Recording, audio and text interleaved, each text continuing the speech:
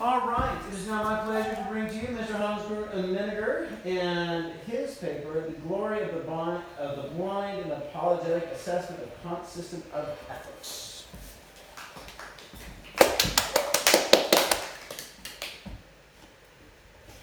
Thank you. The extent of Immanuel Kant's impact on subsequent philosophy has been as broad as the scope of his endeavors. Seeking to rescue truth itself, he offered new groundwork for metaphysics and ethics that sought legitimacy in the face of the skepticism of David Hume. Yet in so doing, he departed radically from the teachings of Orthodox Christianity. While drastic in its effects on his metaphysics, this rupture is even more prominent in his system of ethics, set forth in the Foundations of the Metaphysics of Morals.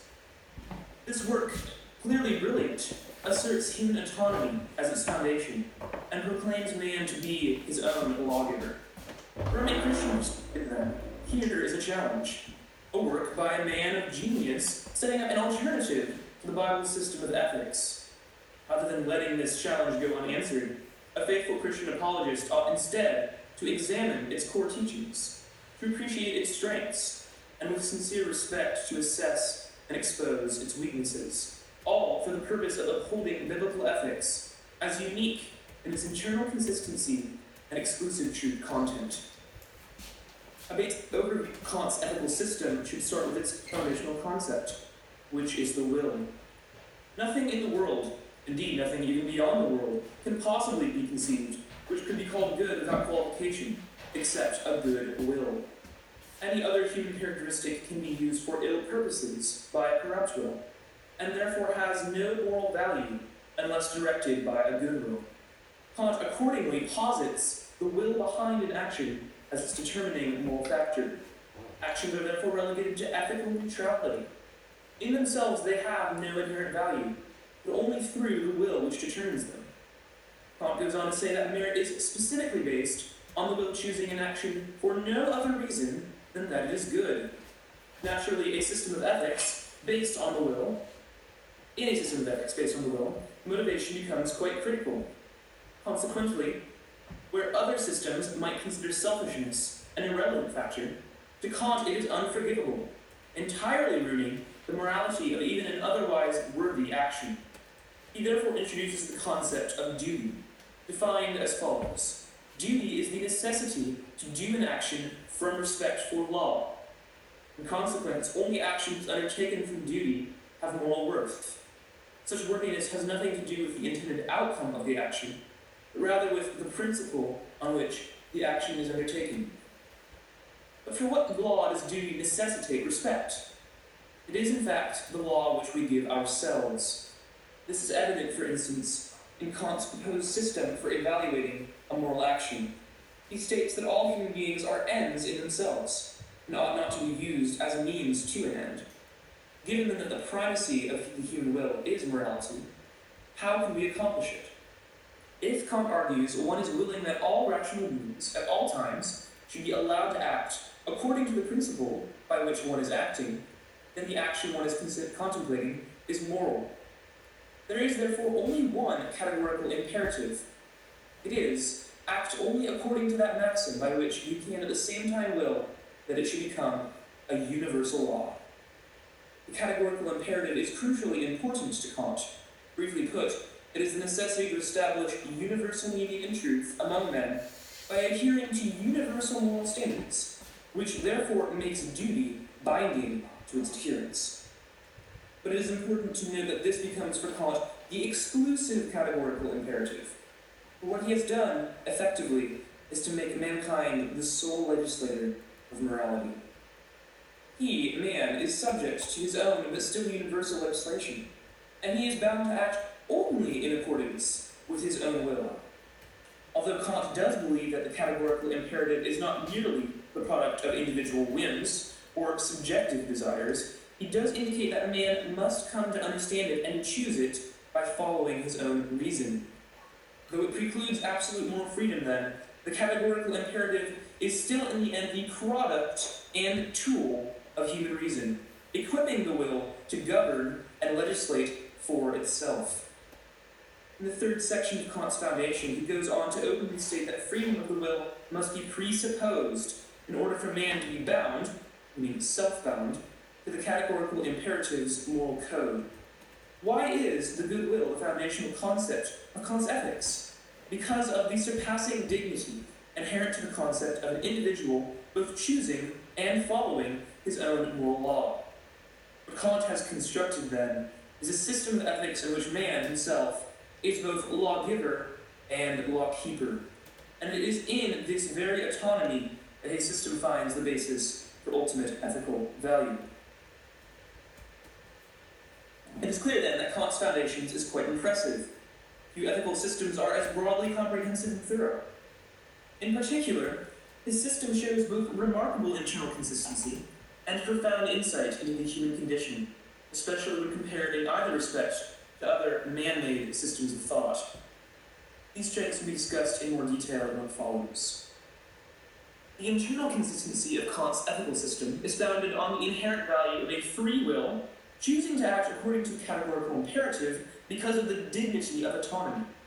Being free, man is not bound to act in any distinct way, yet clearly all men believe that there are moral imperatives. A good will, however, will choose to follow the categorical imperative and order its actions according to morality. It is precisely the virtue inherent to being both free and good that defines Kant's ethical system. The proper and inestimable worth of an absolutely good will consists precisely in the freedom of the principle of action from all influences from contingent grounds, which only experience can furnish. Being self-directed according to reason's dictates is so magnificent that it essentially becomes its own moral imperative. No man is bound to follow this imperative, which is precisely what makes those who do so outstandingly meritorious. Their choice is purely for the sake of the concept of what is good. What then is this good? Kant relates it to the crucial concept in his dialectic of mankind as end, not means. Now I say, man and, in general, every rational being exists as an end in himself, and not merely as a means to be arbitrarily used by this or that will. In all his actions, whether they are directed toward himself or toward other rational beings, he must always be regarded at the same time as an end. Having started from the concepts of a free will and a good will, the fact that this good will relates to the treatment of each person as an end in themselves is perfectly natural. Man, being already the starting point of Kant's ethics, cannot escape being the ultimate end as well. In its anthropocentrism, then, Kant's thought exhibits remarkable coherence and internal consistency. Kant's foundations are also exceptionally perceptive in their assessment of man's moral state, as well as profoundly insightful in the solution they propose. Surprisingly, although Kant's ethics are anthropocentric, he still recognizes man's nature as fundamentally prone to corruption. In fact, his grasp of man's condition approaches very nearly the biblical doctrine of total depravity, insofar as his understanding of evil extends not only to actions, but to their motives also. He thus avoids the most common error of man-made ethical systems, a tendency to focus on external morality without considering what lies behind it. Contrarily, Kant's ethical system hinges exclusively on an action's motivation, and in so doing even recognizes the great prevalence of corrupt motives. Out of love for humanity, I am willing to admit that most of our actions are in accord with duty, but if we look more closely at our thoughts and aspirations, we come everywhere upon the dear self, which is always turning up, and it is in this, instead of the stern command of duty, which would often require self-denial, which supports our plans. This understanding of man's propensity to self-interested motives is a remarkable approximation of Philippians 2 verse 3, which says, "Do nothing from selfish ambition or conceit, but in humility count others more significant than yourselves." Kant's recognition of man's true condition is all the more impressive because it only makes his own system of ethics harder to practice. Its penetrating assessment of the human condition, however, is surpassed by a yet more profound insight that it is in self-law that true freedom is to be found. Material philosophy is divided into two parts. This is because these laws are either laws of nature or laws of freedom. The science of the former is called physics, and that of the latter ethics. If ethics itself is a science of laws of freedom, then in Kant's ethics, this freedom arises from self-law, the true freedom of a human being liberated from the slavery of selfish desires. Having diagnosed the human condition as one of destructive self-interest, Kant correctly recognizes that its only cure is the freedom of self-rule. Once again, hundreds of ethical systems have failed to grasp this very point. And once again, it is strikingly biblical in its nature, as the scriptural model of virtue entails choosing to regulate one's own life, a form of self-rule, in accordance with the revealed will of God. In its overall internal consistency, then, and in the brilliance with which it diagnoses and proposes a cure of the human predicament, Kant's Foundations is clearly an outstanding and praiseworthy work. Yet surely any position would seem believable which has not undergone criticism. Proverbs 18:17 observes, Dikaios eatu kategoras, en protologeia os dan epibale a antidikos elegtai. The next task of the faithful Christian apologist is therefore to examine Kant's case and propose in what, if any way, he has erred. The following paragraphs will attempt to do so by examining four distinct aspects of Kant's ethics: its practicability, its authority, its internal tensions, and its relationship to his metaphysics.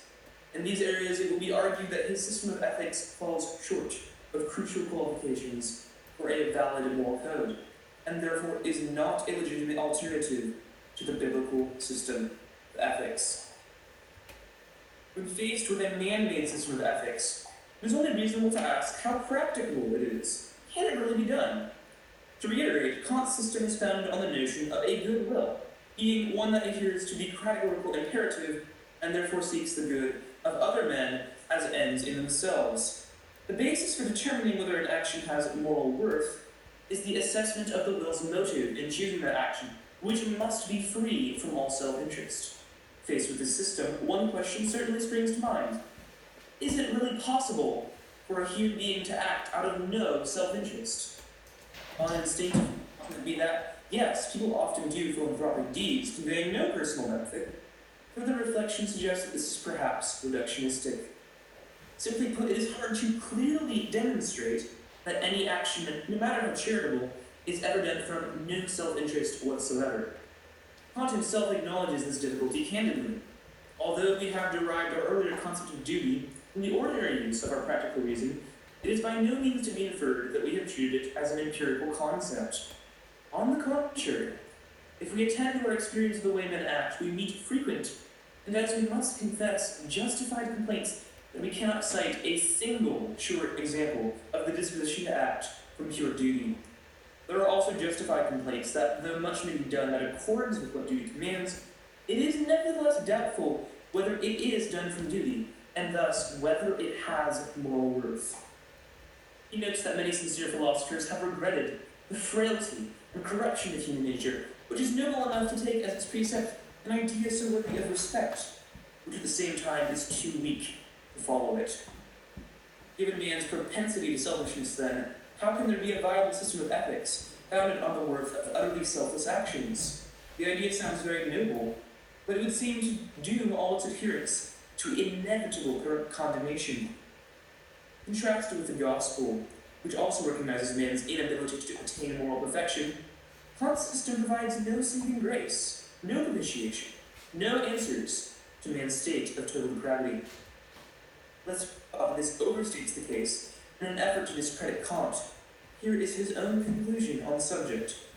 It is, in fact, absolutely impossible by experience to discern with complete certainty a single case in which the maximum of an action, however much it might conform to duty, rested solely on moral grounds and on the conception of one's duty.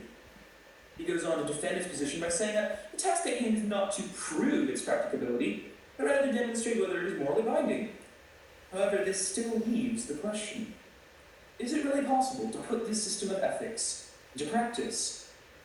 The answer, according to Kant himself, is that this is doubtful at best. When examining any man-made system of ethics, we must not only ask whether it is practicable, but also whether it is authoritative. Ethics tends to make superlative claims of should or ought, for which it is only natural to ask a reason why. Indeed, it is imperative that an ethical system should have some authority, or nobody would follow it for whom they pleased, and the entire purpose of a moral code would be lost. For this reason, ethical systems usually relate their claims back to some compensating good, or threatened punishment. The closest Kant comes is to hold out the surpassing dignity and worth of choosing to obey one's own law through the lens of the categorical imperative. Beyond this, the primary authorities to which he refers in constructing a system of ethics are human reason, specifically his own, and sometimes a broad consensus of human thought. This is most clearly evident in the case of the categorical imperative itself, a sense of necessity at which man must arrive by his own reason and choose to obey because of his own need for universal truth. It is evident that none of these holds absolute authority. Kant's assessment of the intrinsic worth of self-chosen law is merely a personal aesthetic sensibility, with which no one else need necessarily agree. Further, even if someone else did agree, their aesthetic sensibility would not carry any other imperative than their own level of interest determined. As for human reason, whether individual or in consensus, it is inherently limited in its scope. We are finite creatures, clearly flawed, often biased, and never fully objective. Nor is there any refuge in appealing to the broader agreement of ethical thought throughout history, for such opinions have fluctuated and changed over time, favoring now one and now another specific moral code. The categorical imperative itself reduces to a demand that no one should be allowed to do what any other person cannot do, a rule which seems to carry no more authority than the violence of human jealousy or fear may lend it. No, to make any of these considerations absolutely authoritative would be to reduce moral imperatives to a hopelessly relative status, in which any new opinion could not be refuted without inconsistency and the threat of absurdity. Indeed, the Bible is very clear that no source outside of God himself can ever be absolutely binding. For nothing outside of God has the authority, power, or knowledge to command absolute respect and obedience. To the question then of whether Kant's system commands obedience, the answer seems to be that it does not, and therefore that it cannot be a truly functional moral code. Having considered Kant's ethics from the standpoint of an external critique, it is also important to see whether his work contains any internal inconsistencies. As explained above, Kant's system is based on personal merit, deriving from choosing the good merely as good, and not for any other reason. With a will free from all impulses of sensibility, he, in thought, transfers himself into an order of things altogether different from that of his desires in the field of sensibility.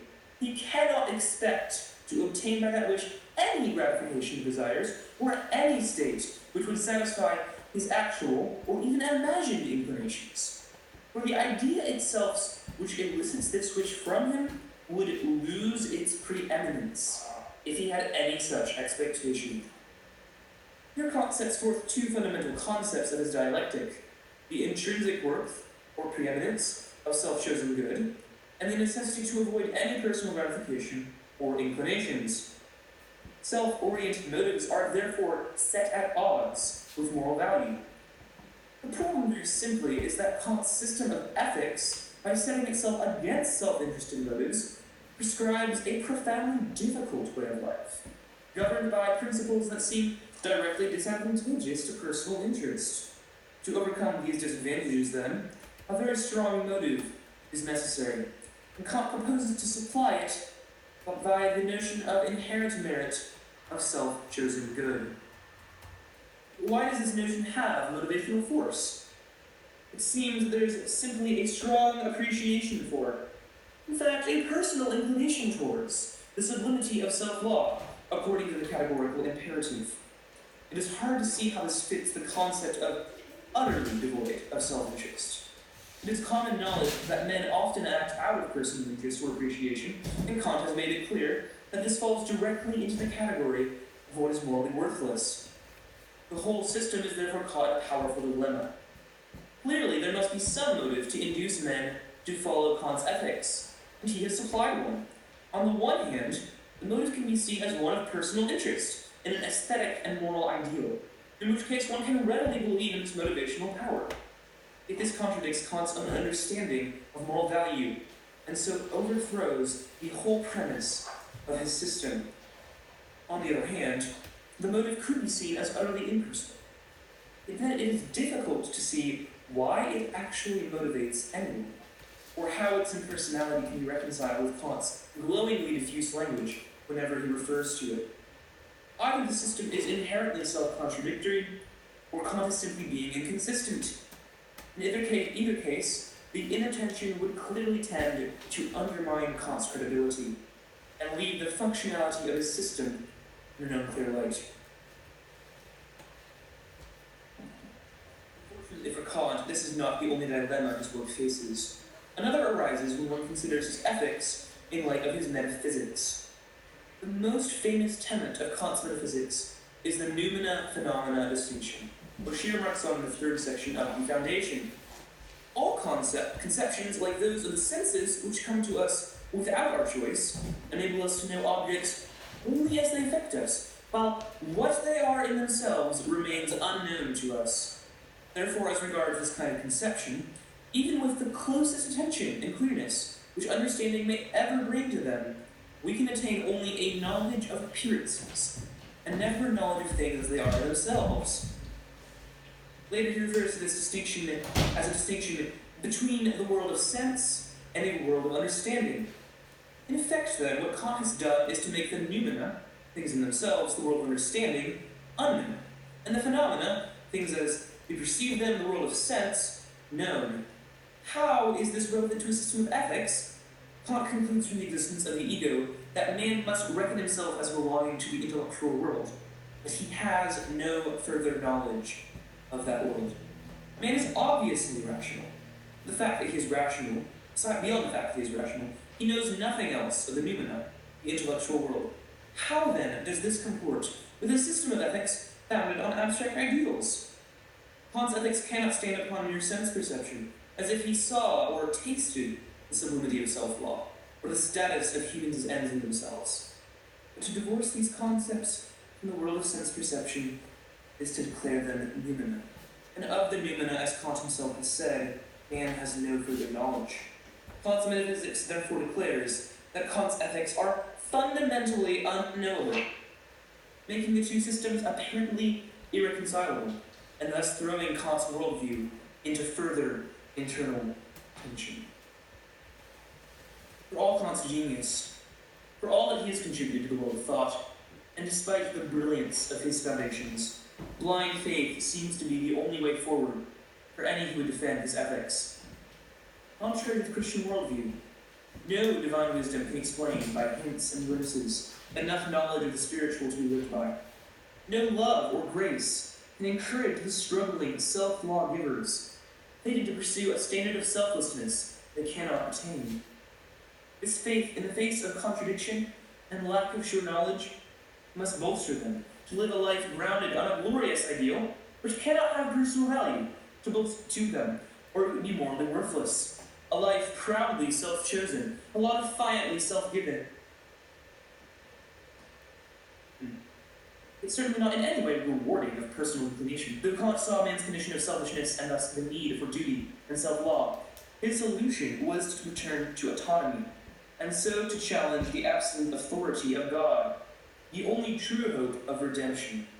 In so doing, his perceptiveness and clarity was channeled into paths of futility, as evidenced by his propounding a system of ethics which cannot definitely be practiced, has no absolute authority with which to command its adherents, struggles with clear internal tensions, and is relegated to blind faith by his own metaphysics.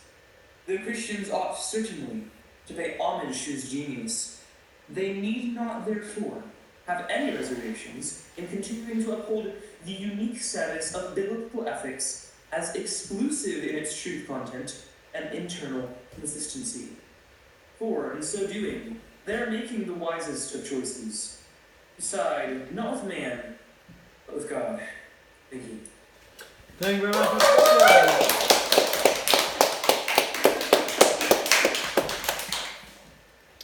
All right, I would interject quickly before Mr. H begins speaking. which I'm excited for because I want to hear what he's going to ask. But a few notes. One of them that I didn't have time to spend time on is the footnotes. I have some very long footnotes. I think I saw something about that in the comments online. I particularly want Mr. H to note this because I know he doesn't always read footnotes thoroughly. These are some of them in direct response to things we spoke of in our online discussion of my paper. So I want to at least make sure that he notes them at times. I can reference them if that's helpful. I didn't have time to pause and read all of them because my paper is already long and you were already tired of my voice. But I do want people to know that those are there. Well, I, for one, am not tired of your voice because I'm going to ask you questions and get your voice working some more. So, and I'm sorry I have not read your footnotes, so perhaps some of these issues you can clarify for me in our process of questioning. So, I'd like to go ahead and first begin with your critique of Kant's argument. And you had at one point in your paper said that, I cannot find the quote right now, so maybe you can correct me. You said that man is basically a lawgiver to himself under Kant's system. Could you explain your argument on that again for us, please? Sorry, I have to adjust my volume here because it will be too loud if it's at 100% when I talk, but it will be too quiet at 50 if you talk. Yes, so this is one of the issues that is probably debatable of my interpretation of Kant. But my central argument is that Kant's understanding of the categorical imperative does not call upon a deity, does not call upon absolute standards that are outside of man, as much as it is the product of man's own reason. And the reason that we are to follow it, our motive for following it, is a personal sense that we just need something to regulate our lives. We can't all live arbitrarily. We need a universal law. So in essence then, Kant's categorical imperative is a guideline for human beings to live their lives. It's a tool for us to say, I want to be a responsible person, here's how I can do it. But it's not actually distinct from our will in the sense that it's not distinct from our own reason, because it's the product of our reason. We can't arrive at it by his own reason. And it is enforced by our own reason. So in essence, the categorical imperative is a guideline and an extension of human will. And so when I say that in Kant's system of ethics, man is self-led, man is a self-lawgiver, what I mean is that man chooses his own law, he comes to it with his own reason, he then chooses to live by it according to his own rationality. In none of this is there a sense of absolute immutable law that forces us to act whether we want to or not. We rather get the sense of people acting according to their own volition, in fact, writing their own script, as Kant does himself, with this very categorical imperative. If that is clear enough. Okay, yeah, I think that's how I understood your argument from before. And it seems to me the difficulty with that is Kant, I think, would argue that man is not determining the law for himself, he's receiving it from reason. And you want to say that if you're using reason to determine what morality is, that's your reason, and therefore you're determining it for yourself. It seems like Kant could similarly argue with the position that a theist would take in saying that morality is, in the divine command theory, that God commands us what to do, we listen to God, and so then we do what God tells us. That this also is from man's will, because you choose to believe that it is God's commands that give us morality. And so when you read one of the 10 Commandments, you read what it says there. You say, therefore, that is God's law. Therefore, that's what we must do. And so you could say, well, there's a willful element in there as well, because you're getting that through your own human will. So I guess I need you to clarify your argument. It seems like Kant is saying that we receive morality from reason. We don't simply produce it from ourselves, in the same way that a Christian would say that we receive our morality from God. Kant seems to want to say that we receive our morality from reason. Yeah, thank you. The first thing you're asking about is reason. Kant would say that we receive the categorical imperative from reason. I feel like that's sort of saying that I'm receiving a gift from myself. My reason is identical. My reason is not distinct from me. It's not a separate entity. It's a product of, it's something that is within myself. It's something that I use. And so to say that we receive the categorical imperative from reason, and therefore it's not really a self-law, makes it sound like reason has nothing to do with law. It makes it sound like for reason, when you reason to something, that excludes the possibility that it's us, that pertains to law. I think that rather, in our reason dictates and it helps us shape the law, our interpretation of the law, our effort to follow the law.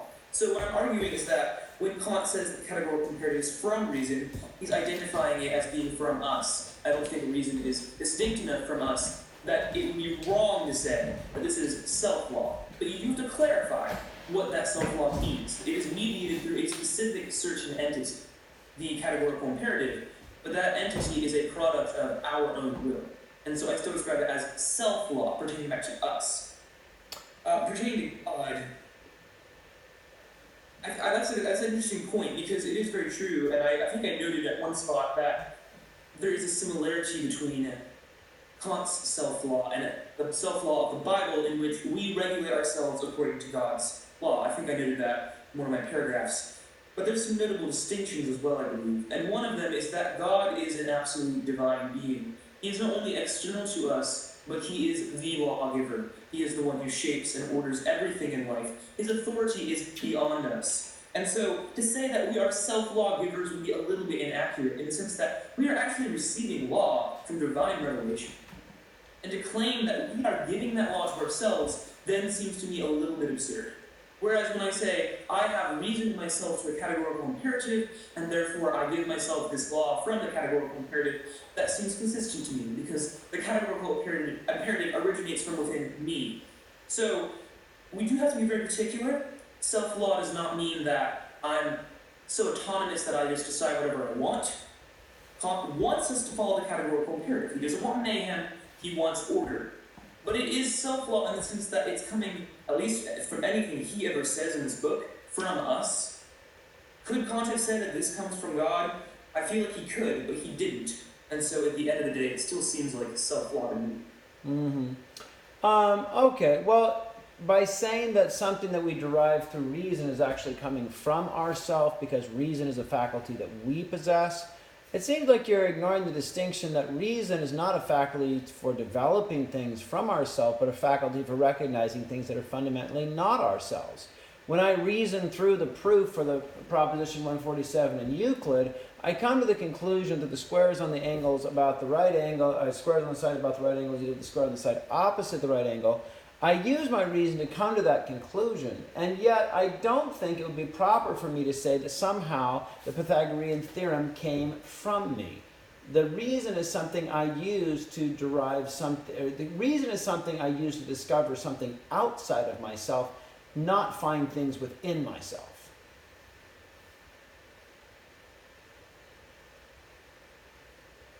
Yeah, that's a very interesting point.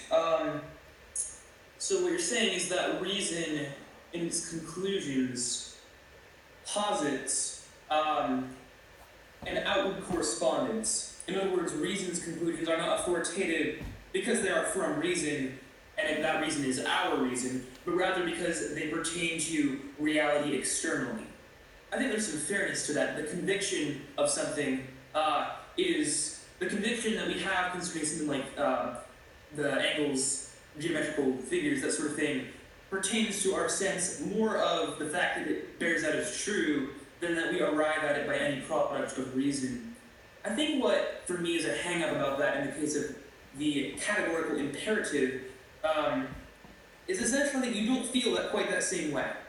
I feel when you approach the categorical imperative, you don't feel as though there is an inherent law that's just binding everyone that they can't help, right? Concerning the angles of a triangle, for instance, no triangle ever differs from that pattern. It's immutable. It continues to happen and they can't alter it. Concerning this law of Kant's, it's a law of morality, and so people can choose to break it or to follow it. And I think the difficulty with that is that you can't prove the same sense of this necessarily follows. In his own arguments for it, I, at the very least, never saw something decisive that said, we must follow the categorical imperative because this infallible proof. It was more like, we must follow the categorical imperative because we really need something consistent, and this is a way of organizing our own thoughts that will allow for impartiality. It doesn't give you the sense of, here's something I've put together that it definitely follows the pattern of nature. It had more the sense of, I really need some help here. What can I do that would really help everyone relate together well? I have an idea, the categorical imperative. It bears the traits of something that Kant came up with at his desk because he needed a categorical imperative, and so he just created one. Well, I can see how with the categorical imperative you could argue that this is more a creation of man's own mind, a creation of his own reason. I think your argument's a little harder to believe with something like geometry, the Pythagorean theorem, seeing something much more outside of us. If I could make a theological argument for believing that reason is fundamentally a human faculty for bringing to us things that are outside of ourselves, if we do believe that God created us, then that faculty of reason would be something that he gave us to understand truths that he offers to us. So in that sense, the Pythagorean theorem is, something not that we create from ourselves. This is something that is part of the world of truth that God has made. And he gives us the faculty of reason to grasp those things. Could I not argue that Kant's categorical imperative is something of a similar nature?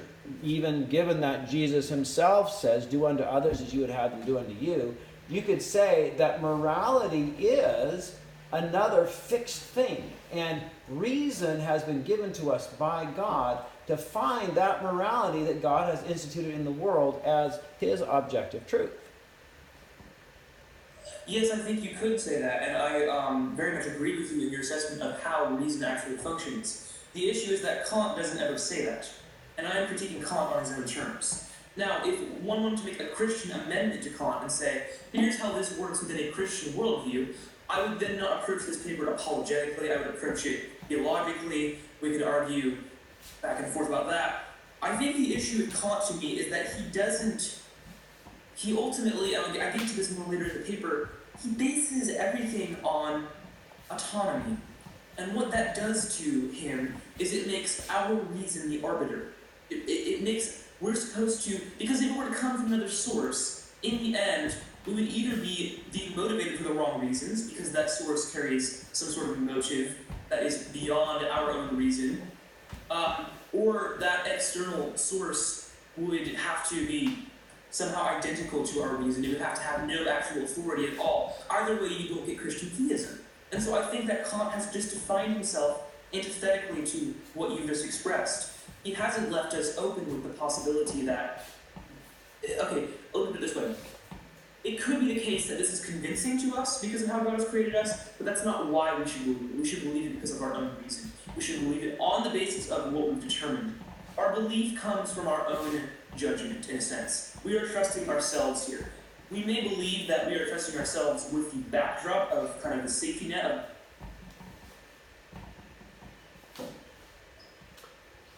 Uh-oh, we lost Hans. Hans, come back. our role Oh, to there an he extent is. that denies the much more significant role. And that's what I feel for Kant, if you want to put it that way. Can you hear me? Yeah, I'm sorry, I lost the last sentence. There was a little freeze. Could you give me the last sentence again? I guess I would say that when you read Kant, the impression that you get is not primarily that Kant is saying, here's human reason, it's really nice that God gave us this and that he makes it so reliable. He says, here's human reason, isn't it nice that it's so reliable? In other words, I don't see a clear reliance on God. And that's largely what I'm critiquing. If you were to do that, I think that, honestly, I would agree with you. This is a pretty generally accurate description, then, of how we come to understand and knowledge of why reason has content, why it's trustworthy and reliable. But I don't see that in Kant. And if you can see differently, I would be very glad to see what text you would quote for that. I could certainly have missed. All right. Well, I should let others ask. I'll just ask one more quick question. The question that leads me to then is to say, do you think you can develop a sort of secular morality theory like you can a secular geometry theory? It seems like you do geometry, you really don't need to quote Bible verses. Can you develop a morality theory solely on the basis of reason like you develop a geometry theory solely on the basis of reason, quoting and creating a system of morality without explicit reference to the commands of God? I didn't catch the last word. Was that explicit reference to what? The commands of God.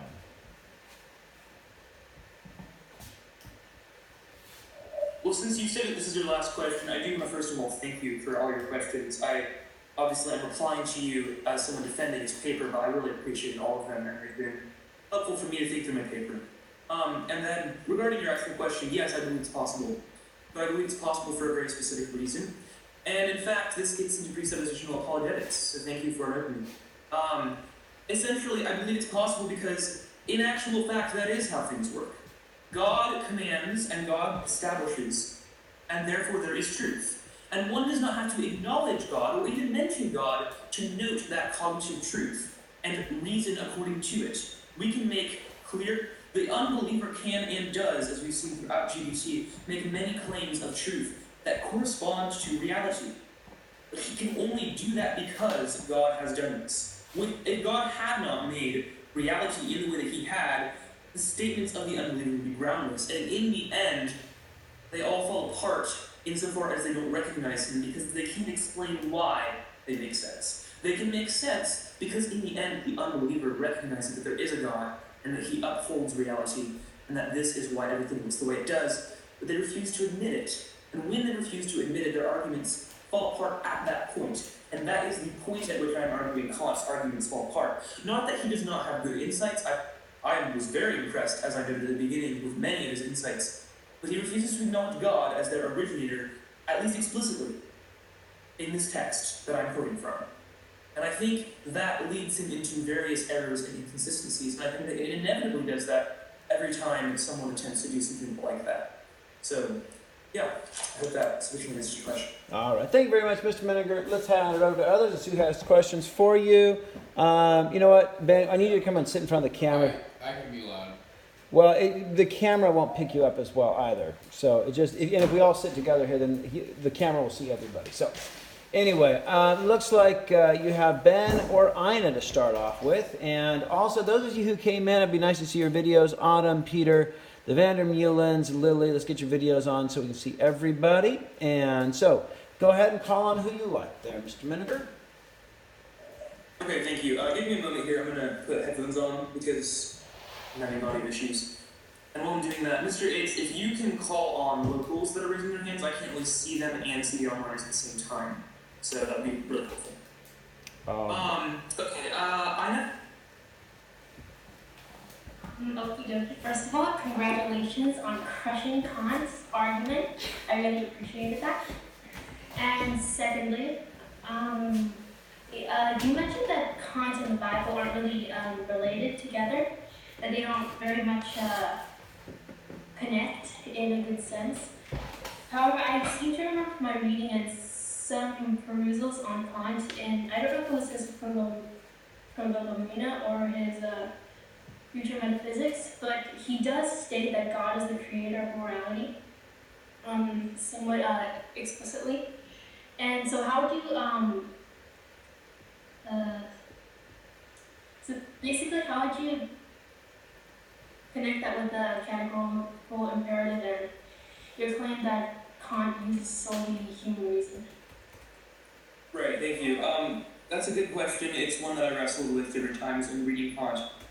The issue here is partly that Kant does make certain statements of religious import, and he doesn't make any of them in this book. And so I haven't really dealt with them because I'm dealing with the system of ethics primarily as expressed in this book. His other writing, the Prolegomena, does not talk about ethics so clearly as knowledge and metaphysics. I've referenced it here where I think that his metaphysics contradicts his ethics, but I couldn't handle both. It's too much. Kant is remarkably difficult, so probably that's understandable. Essentially, I guess what I feel is this. Kant does cite and observe God at different times, but here we get into the noumenal and phenomenal. The noumenal is unknowable, and it has to do with things as they are in themselves. But the phenomenal is knowable. It has to do with how we perceive things. But we can't perceive God. God is invisible, right? We can't interact with God in a perceptive sense. And so, therefore, he kind of has to be noumenal. That's the only category Kant's given us. Therefore, he's unknowable. And therefore, he just doesn't really end up interacting very clearly with anything in Kant's writings. And I think that's the distinction that ends up killing the divine interaction in so much of what Kant does. That's part of what makes me think that he's relying almost solely on human reason, because he's divorced our perception from anything but what we perceive, including God. The other issue is that I would say that overall, and this is a cumulative case, so it's hard to prove, my impression throughout Kant's writings was never that he was primarily kind of following the dictates of Christianity, but rather that he was thinking things through for himself and then arriving at conclusions with his own reason. He was not primarily referencing the Bible. You read Hegel, and he's got tons of biblical language and quotes. The concept of the Trinity becomes a pivotal form. You don't see that in Kant, and so he seems to me to, whether or not he would admit this himself, have pretty effectively isolated himself from Christianity. I hope that answers your question. Well, thank you for that. I shall ponder that. All right, so we have the next person, Benjamin, locally. Go ahead, Benjamin. All right, so first of all, great paper. It was very enjoyable. And you took on a very difficult subject and did very well. So, secondly, I understand that once you take out God and morality, there's no way that you can rationally base any moral claim, because either, as you said, you have to have the power behind it to enforce it, or you have to have the authority behind that, and the only thing that can give that is God himself. But would there also be you can't really base anything off of it, but it still is effectively there, that God worked into the very laws of the universe that he created. Like, if God just disappeared and left everything as it was, morality would still be as it was, and that morality would, while it has its ideological basis in God, it's still the practical good for following morality still overall would apply to the universe that he's created. Like, he has embedded those laws into it, not necessarily in a specific entity of morality itself, or a form of morality such as Plato's forms, but rather in the way that morality is built, just the same as the laws of physics. It's just something that's there. Yeah, thank you. That's an intriguing question. There's a lot of hypotheticals there. Presupposing that God is generally the way that we believe him to be, but that suddenly he can vanish, and yet the universe still exists without him, which I don't believe, and that he is not actually required to uphold any of it, which I also don't believe, and that he is gone, but his works remain, and therefore they kind of still reflect him, but he doesn't exist anymore. Well, that's a lot of hypotheticals. I would say, I think what you're trying to get at is there kind of an imbued, inherent meaning to what God has made, such that it kind of shows itself in a way that you can get at it without him. Is that what you're asking? No, what I'm asking is not about the universe existing without him, but rather everything that we talk about morality, we have it based upon the idea of God. We have to derive the authority from God. But if God was still in the universe, but somehow we had no knowledge of God, and all we could see was his work, but he was still maintaining the same, because obviously if God stopped existing, the universe would cease to exist because its foundations are from him.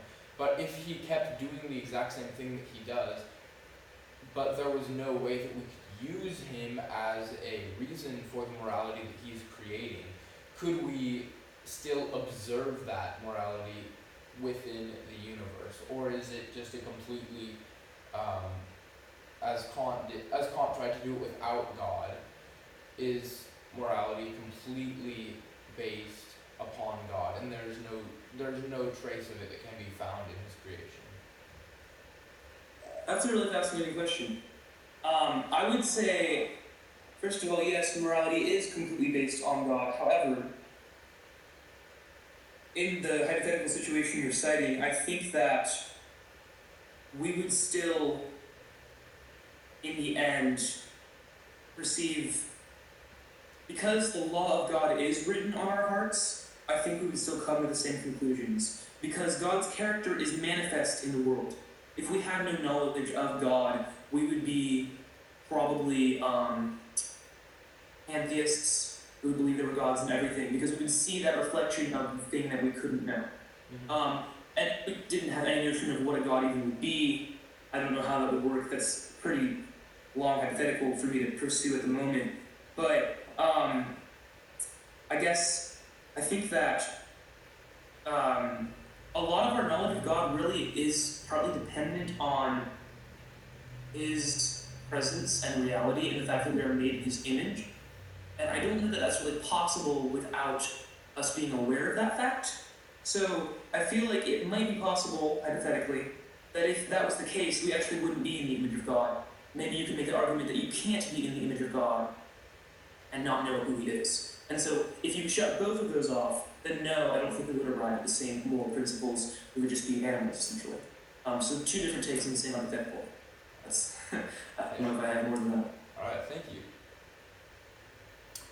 All right, other questions for Mr. Miniger? All right, why don't we go with Anna Kuna?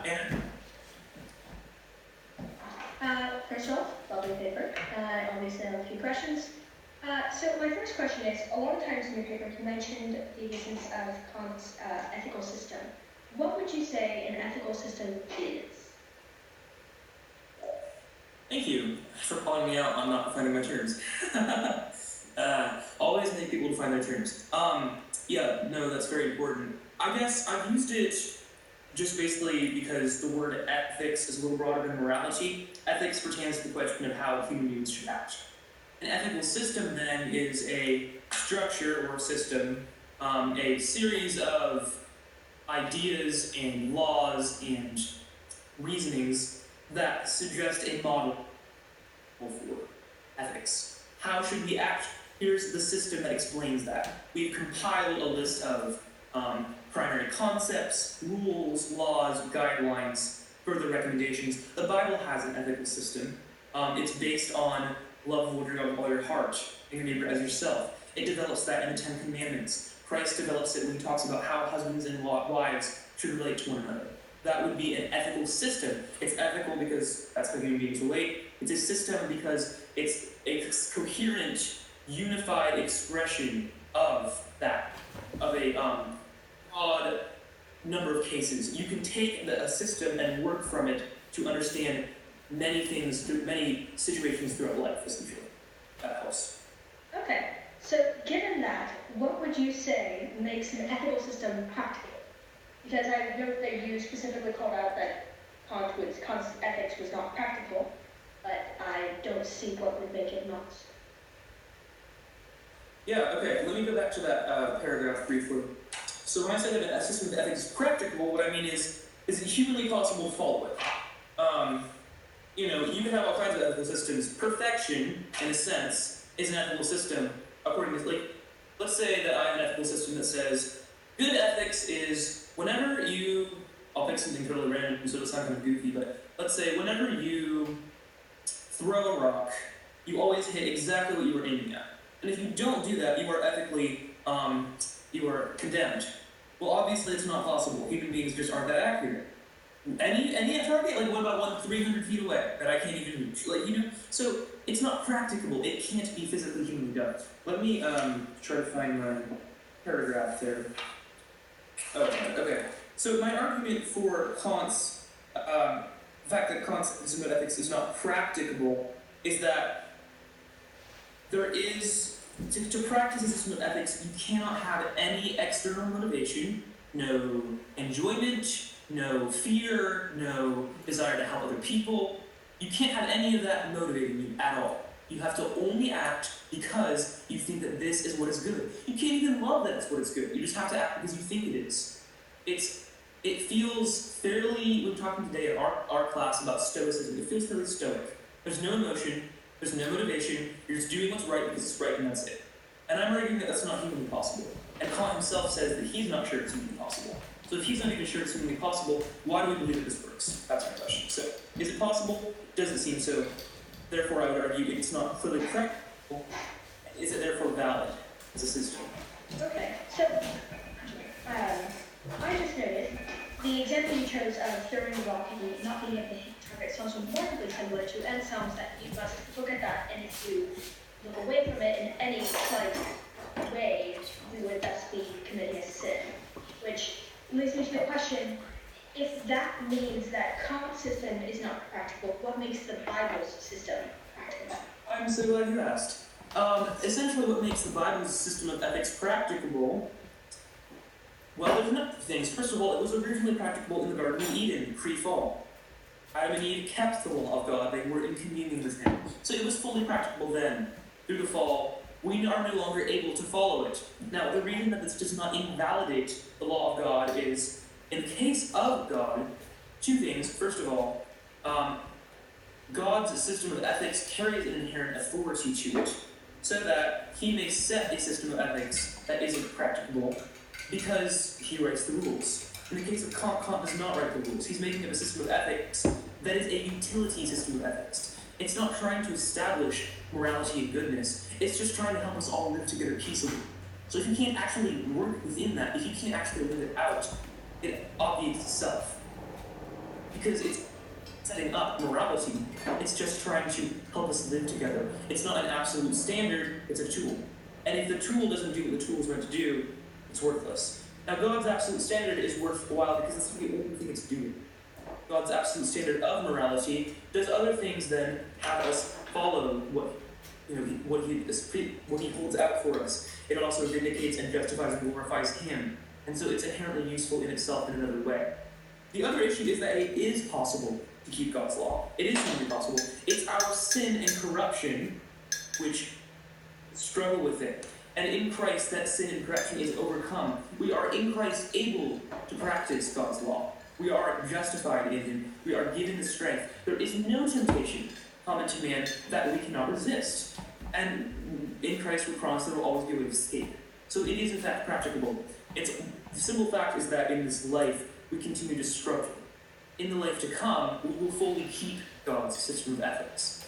But through this life, because of the distinction between the now and the not yet, the present applied aspects of Christ's work on the cross, and the future aspects, we don't see the complete fullness of that. We are not fully able to keep this law currently, but we are yet redeemed, we are yet justified, and we are able to keep it insofar as we have Christ's power. And so, there is an aspect of fulfillment and unfulfillment. I would say that it's fair, that it's a fair question if I insist that Kant be fully practical. Is humanity fully practical as well? Is Christianity fully practical? Here's the key distinction though. In Kant's system of ethics, you are a good person, you are a moral person because you have no other motivation. That's what makes you moral. In Christianity, that's not what makes you moral. It's Christ that makes you moral. Our performance doesn't matter. We are justified and made moral by what Christ has done, not what we have done. Therefore, in Kant's system of ethics, everyone's sin is condemned because we can't do what he says. At least it's not been demonstrated by him. But in the Christian system of ethics, we stand justified.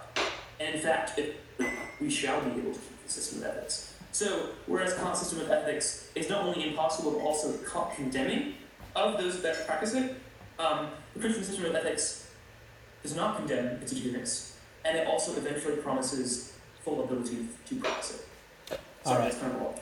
Thank you very much, Mr. Miniger. I just wanted to say very well done. You've done very well with your time, and I have to stop you or you're going to start doing very well with Tate's time. So, thank you very much for your participation. Very well done. All right. And before we go on to Mr. Hertel, the tutor must take a very short break, and he will be back. I'll be back. Yeah, that's right.